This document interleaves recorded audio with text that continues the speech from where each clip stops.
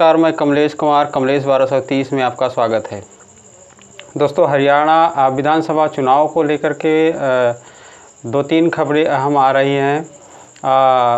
हरियाणा विधानसभा चुनाव का प्रचार जो है कल शाम को समाप्त हो जाएगा और 5 अक्टूबर को वहाँ चुनाव होना है। 8 अक्टूबर को गणना होनी है।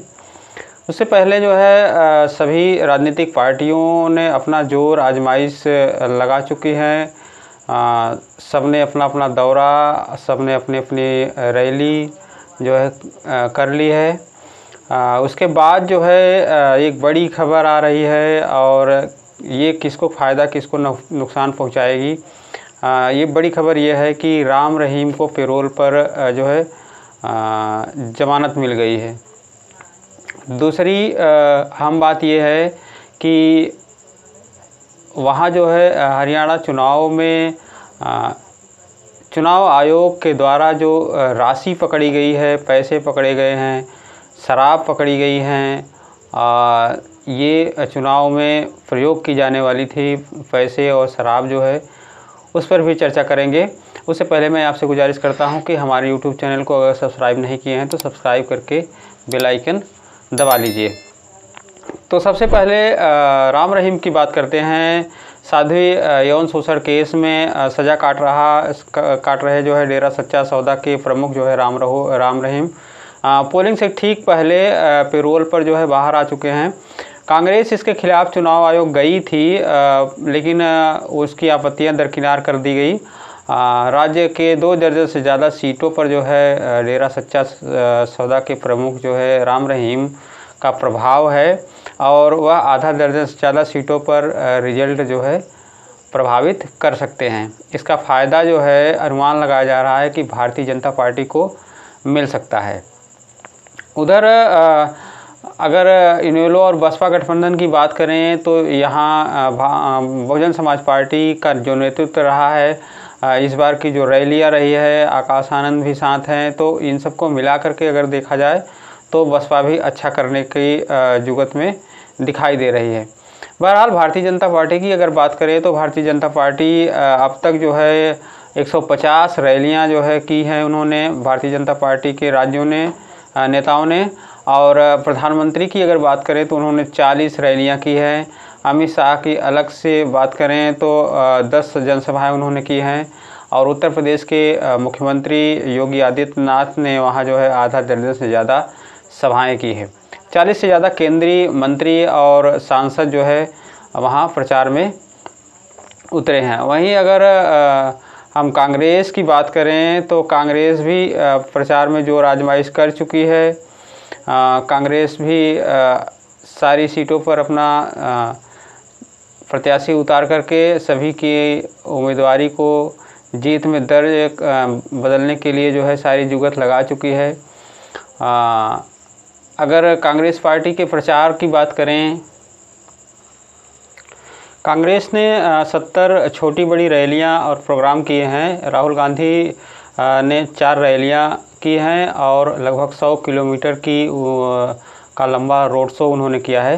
प्रियंका गांधी ने 2 सभाएं और राहुल गांधी के साथ एक रोड शो भी किया है। कांग्रेस के राष्ट्रीय अध्यक्ष जो है मल्लिकार्जुन खड़गे ने 2 रैलियां की है। पार्टी के हिमाचल सीएम जो है कई मुख्यमंत्री व सांसद जो है फील्ड में उतार दिए गए हैं।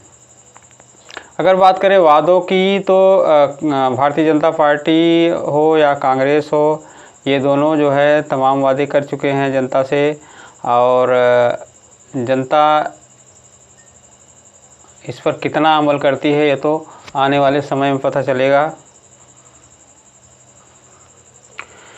भारतीय जनता पार्टी ने महिलाओं को हर महीने 2100 रुपये, युवाओं को 2 लाख सरकारी नौकरी, हर घर गृहिणी योजना के अंतर्गत 500 रुपये में सिलेंडर, किसानों को 24 फसलों पर एमएसपी की गारंटी, चिरायु योजना के तहत जो है 10 लाख तक का फ्री इलाज, सरकारी अस्पताल में डायलिसिस फ्री, हरियाणवी अग्निवीर को सरकारी नौकरी की गारंटी। ये भारतीय जनता पार्टी का वादा है। और वहीं अगर कांग्रेस की बात करें तो महिलाओं को 2000 रुपये प्रतिमाह, 500 रुपये में सिलेंडर, बुढ़ापा, विधवा और दिव्यांग पेंशन 6000 रुपये, करने की इन्होंने वकालत की है। कर्मचारियों के लिए ओल्ड पेंशन स्कीम बहाल करने का वादा किया है। युवाओं को 2 लाख की पक्की नौकरी का वादा कांग्रेस कर चुकी है। 300 यूनिट बिजली फ्री, 25 लाख तक का फ्री इलाज, गरीब को 100 गज के प्लाट, किसानों को मुआवजा और एमएसपी की गारंटी। ये जो है कांग्रेस पार्टी का जो है वादा कर चुकी है। वहीं अगर बात करें तो कैश और शराब की बरामदगी जो हुई है उसमें 5 जो है टॉप ज़िले हैं। फरीदाबाद से अगर बात करें तो 5.65 करोड़ रुपए बरामद किए गए हैं। गुरुग्राम से 5.33 करोड़ रुपए बरामद किए गए हैं। पानीपत 2.32 करोड़ रुपए बरामद हुए हैं। सिरसा की अगर बात करें तो 1.92 करोड़ रुपए और अम्बाला से 1.50 करोड़ रुपए बरामद किए हैं। आयोग ने इसकी छापेमारी विधिवत की गई थी कि चुनाव में कहीं पैसे का लेन देन तो नहीं हो रहा है। इस वजह से इन टॉप 5 ज़िले जो है उनमें ये बरामदगी हुई है। अगर शराब की बात करें तो करनाल में जो है 62,000 लीटर शराब बरामद हुई है। अम्बाला में 51,000 लीटर, सोनीपत में 44,000 लीटर, फरीदाबाद में 33,000 लीटर और झज्जर में 32,000 लीटर शराब बरामद हुई है। इन सब को देखते हुए एक बात सामने आ रही है कि पैसे का बोलबाला और शराब का बोलबाला रहा है।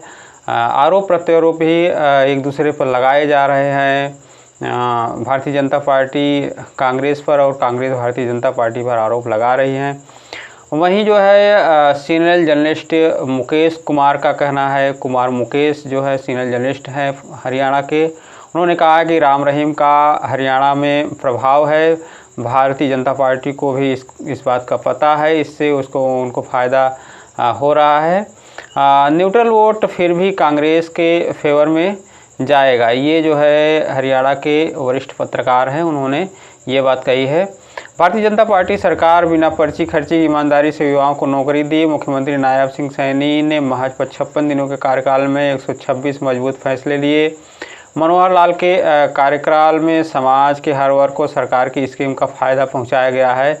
ये कह रहे हैं संदीप आज़ाद, प्रदेश सह मीडिया प्रभारी हरियाणा भारतीय जनता पार्टी। वहीं बजरंग दास गर्ग जो सीनियर प्रवक्ता है हरियाणा प्रदेश कांग्रेस के, उनका कहना है कि आज की तारीख में कांग्रेस 60 से ज़्यादा सीटें जीत रही है। पार्टी की सरकार बनाने पर बेरोजगारों को पक्की नौकरियां दी जाएगी, नए उद्योग लगाए जाएंगे, लोगों को फ्री बिजली मिलेगी। भारतीय जनता पार्टी की सरकार से हर वर्ग जो है दुखी है और इनसे छुटकारा चाहता है। वहीं झज्जर से विश्वानंद जो है वो उनका कहना है कि झज्जर में कांग्रेस का माहौल है। भारतीय जनता पार्टी ने लोगों को पोर्टल के चक्कर में उलझा दिया है। प्रॉपर्टी आईडी से लोगों का नुकसान हुआ है। CSC सेंटर पर लोगों ने पैसा जमा किए हैं। वहीं गुरुग्राम से अगर संजय गुप्ता के बयान की बात करें तो संजय गुप्ता का कहना है हम देश को सबसे बड़ा मानते हैं, उसके आगे बाकी मुद्दे छोटे हैं। सड़क का मुद्दा हमें नहीं चाहिए। पेट्रोल 200 रुपये प्रति लीटर भी होगा तो हम देंगे, हमें राष्ट्रीय पार्टी चाहिए। वहीं अगर अजीत यादव जो नरलौल से हैं उनकी बात करें तो उन्होंने नरलौल में भाजपा चुनाव जीत रही है। भारतीय जनता पार्टी सिर्फ एक फ़ायदा मिल रहा है क्योंकि कांग्रेस और कैंडिडेट ढंग से नहीं मिल रहे हैं। अगर हम बात करें पिछले 3 चुनाव के रिजल्ट की तो वो भी आपको देखना चाहिए कि कैसा रहा 3 चुनाव का रिजल्ट जो है। सबसे पहले बात करते हैं 2014 के विधानसभा चुनाव की। तो यहाँ भारतीय जनता पार्टी 47 सीटें जीती थी, इनेलो 19 सीटें, कांग्रेस 15 सीटें, निर्दलीय 5 सीटें, HJC 2 सीटें, BSP 1 सीट और SAD 1 सीट। अगर 2019 के विधानसभा चुनाव की बात करें तो भारतीय जनता पार्टी को नुकसान हुआ था 7 सीटों का। 40 सीटें उन्होंने जीती थी, कांग्रेस 31 सीटें जीती थी, जजपा जो है ये 10 सीटें जीती थी, निर्दलीय 7 सीटें जीती थी और INLD 1 सीट और HLP 1 सीट। तो ये जो है उस समय का हाल था। 2009 विधानसभा चुनाव के परिणाम की अगर बात करें तो उस समय कांग्रेस पार्टी 40 सीटें जीती थी, इनेलो 31 सीटें जीती थी और एचजेसी जो है 6 सीटें, भारतीय जनता पार्टी 4 सीटें, बीएसपी 1 सीट और एसएडी 1 सीट उस समय जीती थी। अगर हरियाणा लोकसभा चुनाव 2024 की बात करें तो 5 सीटें जो है कांग्रेस पार्टी के हक में गई थी और 5 सीटें भारतीय जनता पार्टी के हक में गई थी, क्योंकि हरियाणा में 10 लोकसभा सीटें हैं कुल। यहाँ की अगर कुल वोटर की बात करें तो लगभग 2.03 करोड़ वोटर हैं, जिसमें 1.07 करोड़ पुरुष हैं और लगभग 0.95 करोड़ महिला मतदाता हैं। तो ऐसे में अब कयास लगाना होगा आपको कि यहाँ जो है क्या स्थिति रहेगी। बहरहाल बहुजन समाज पार्टी दोनों पार्टियों को, भारतीय राष्ट्रीय कांग्रेस को और भारतीय जनता पार्टी, दोनों पार्टियों को कड़ी टक्कर देती हुई दिखाई दे रही है और इन दोनों पार्टियों का गेम जो है उलझा सा दिखाई दे रहा है।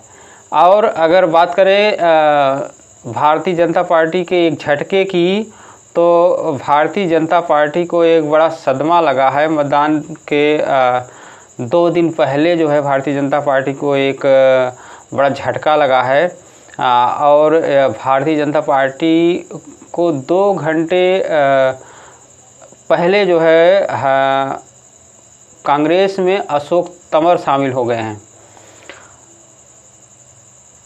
भाजपा को जो है ये झटका बताया जा रहा है, क्योंकि 2024 के बीच भारतीय जनता पार्टी को ये झटका लगा है। अशोक तंवर ने पार्टी का साथ छोड़कर फिर से कांग्रेस का दामन थाम लिया है। गुरुवार को राहुल गांधी की मौजूदगी में अशोक तंवर ने पार्टी में वापसी की। पूर्व मुख्यमंत्री भूपेंद्र सिंह हुड्डा पार्टी का पटका उनको पहना करके स्वागत किया। अशोक तंवर पहले हरियाणा कांग्रेस के अध्यक्ष थे, उसके बाद राहुल गांधी और हुड्डा पर आरोप लगाते हुए तृणमूल कांग्रेस में शामिल हो गए थे, फिर आम आदमी पार्टी ज्वाइन की थी। उसके बाद भारतीय जनता पार्टी का दामन थामा था। लोकसभा चुनाव 2024 में उन्होंने सिरसा से भारतीय जनता पार्टी के टिकट पर कुमारी शैलजा के खिलाफ चुनाव लड़ा था, हालांकि उन्हें हार का सामना करना पड़ा था। उसके बाद जो है अब भारतीय जनता पार्टी का साथ छोड़ करके फिर से वो कांग्रेस में शामिल हो गए हैं और बताया जा रहा है कि अशोक सिंह तंवर जो है उनका